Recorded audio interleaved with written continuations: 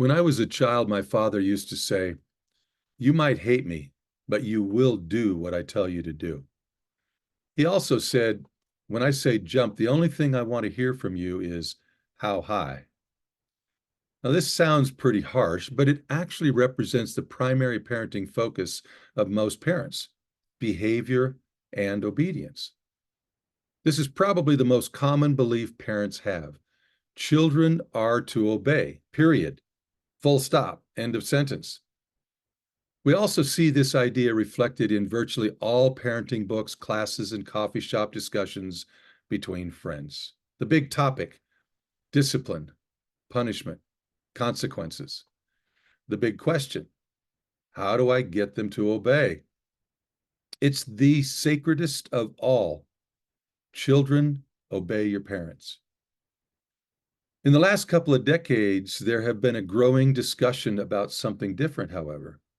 Dr. Dan Siegel in Parenting from the Inside Out, page 53, says, as parents, we want to have loving, lasting, and meaningful relationships with our children. And Dr. Dan Hughes and Jonathan Balin make an even stronger statement. Based on our clinical experiences, our understanding of the parenting brain, and the growing body of research about what kids need from us in order to thrive and not just survive, we believe that making the shift from the behavioral perspective to a relational perspective can change the way you feel about your children, strengthen your connections with them, and help them learn the things that you've been trying to teach them. Two things stand out for me in this quote. First, the growing body of research. Yes, indeed, this is what is showing up very clearly in the research, especially the attachment research. And second, how a relational perspective can strengthen your connections and help them learn.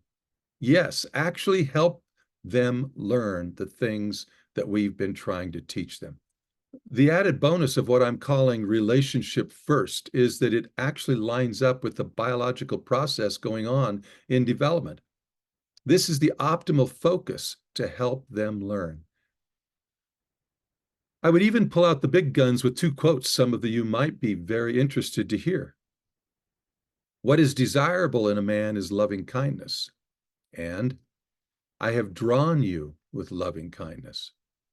At first, these two ideas, obedience-based parenting versus relationship-based parenting, seem at odds with each other. But are they really? And if they aren't, can someone please explain how this all works? And what does the neuroscience research of the past years Dan Hughes and Balin are referring to really tell us? In the end, what we really want to know is how to optimize our children's growth across the developmental trajectory and into adulthood. Because of the harsh, abusive parenting that I experienced growing up, parenting was one of the most important things that I wanted to focus on as I entered adulthood and thought about having children. When my wife and I were engaged, we made a pact. We are going to parent different. The problem was that we really didn't know what that meant or how to adjust our thinking and actions so that we could parent different.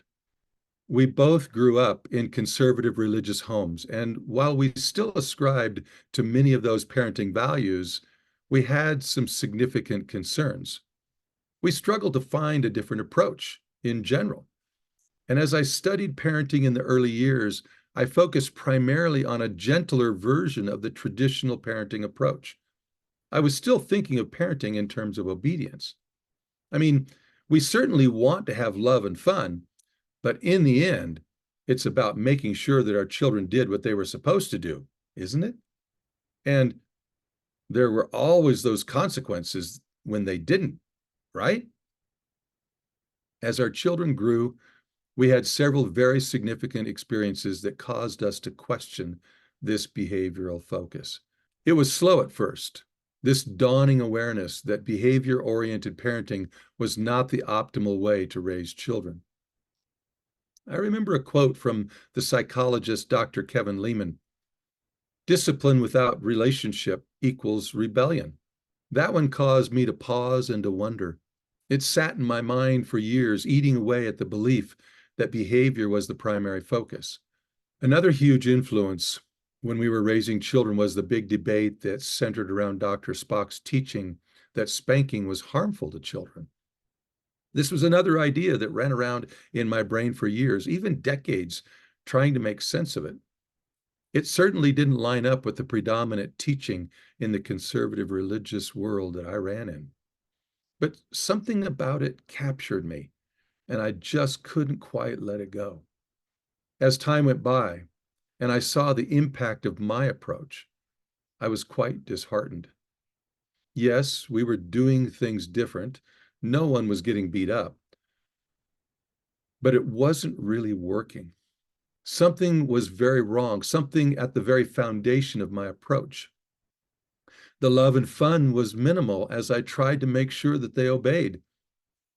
Another poignant and powerful message in one word started showing up in my study: loving kindness. I have drawn you with loving kindness. Again, this word started running around in my brain, challenging my thinking, challenging the very core approach. I have to say that given the context of my childhood history, the moment this word showed up, I knew it was right. And as I pondered the implications for parenting, a phrase came to me: I don't care if you do what I say, we will have a relationship. Was this going too far? Perhaps. And if so, how do I balance loving kindness with compliance, relationship with obedience? And then I finally got it. I had them backwards. Obedience and relationship. This is backwards. It's relationship first. Yes, relationship first. The behavior and optimal growth were the result of the relationship first. Behavior occurs in the context of the relationship. That was it. This lines up with what we know about development as well. I had finally found the path, but there was still a long road ahead. For example, what did that actually mean in practice? Was I to ignore misbehavior, just pretend that it didn't happen or wasn't important? Did relationship first mean that there were no consequences? And what about all the frustration when my child didn't do what they were told? Or what about direct disrespect? What about that? I can't just let that go, can I? Unfortunately for me and my children, my parenting mistakes had years of practice, and they were already dealing with the impact of yelling and criticizing. I'm not saying it was all bad. We had lots of wonderful times as a family, especially sitting around the campfire and playing games together. But quite frankly, I give a lot of credit to my wife's incredibly powerful nurturing of our children for the connections that we enjoy with our children and grandchildren today.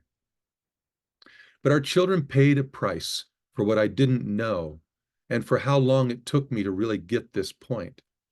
Relationship first was the first real shift. It slowly developed in my mind, and in the years since, it has changed everything for me. And so while I was not beating my kids or my wife up, there is no question that obedience first philosophy did damage. It disrupted their healthy development and has left them in adulthood trying to repair and get healthy.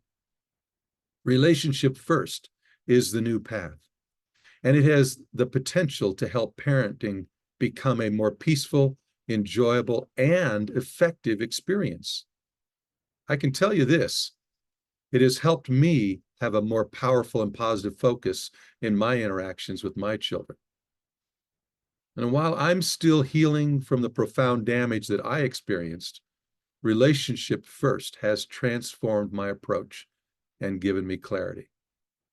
I have to admit, I'm still pondering the idea of, I don't care if you do what I say, we will have a relationship. There's something about this statement that both concerns me and intrigues me. I'm not ready to embrace it yet, but I'm absolutely 100% confident that the relationship is first. This is the right path. I'm also 100% confident that the quest for obedience must never compromise the relationship. And I'm 100% confident that discipline must occur in the context of relationship. And I am 100% confident it is the relationship that gives me any hope of being able to have a positive influence in the choices and the behavior of my children, even today, as they are adults living their own lives. I invite you to join me on this something very different. I hope you can pause and consider this shift. I hope you can embrace it earlier in your parenting experience than I did. What was it Dr. Hughes and Balin said? A relational perspective can strengthen your connections and help them learn the things that we've been trying to teach them. What a radical idea. Who would have guessed that putting the relationship first would do all that?